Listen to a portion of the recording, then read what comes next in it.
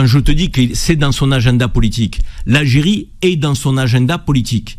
C'est bien que ce monsieur sert ses intérêts personnels, et pas l'intérêt général français. Si tu sers l'intérêt de la nation, tu t'effaces, parce que tu sais que tout ce que tu as fait jusqu'à présent n'aboutit pas.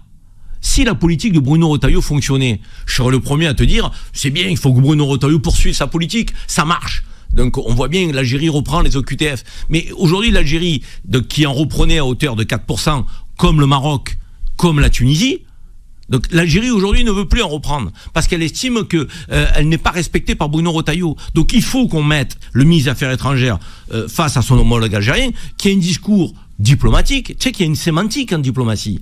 On se parle donc avec du respect mutuel, d'État à État. Quand j'entends Ciotti parler d'État voyou, non mais comment veux-tu qu'on puisse mettre en place une relation digne de ce nom quand tu traites un État d'État voyou? Quand j'en entends certains dire « Monsieur Tebboune, dictateur », mais comment veux-tu que l'Algérie ait une oreille à tes attentes et tes aspirations si tu traites son président de dictateur? C'est pas sérieux. Ces gens-là veulent raviver la guerre d'Algérie. Ils veulent qu'on fasse en sorte qu'il n'y ait plus de relations diplomatiques. C'est ça leur objectif. Et ils pensent que ça va flatter un certain électorat. Donc ceux qui ont la nostalgie, la rancœur, ils sont pas nombreux ceux-là. Moi j'ai confiance aux Français. Moi je suis français, fier de l'être. Je suis fier d'être d'origine algérienne. Et j'ai confiance au peuple de France. Je pense que majoritairement le peuple de France veut que nous entretenions de bonnes relations avec l'Algérie. Des relations cordiales, des relations sincères, des relations d'égal à égal.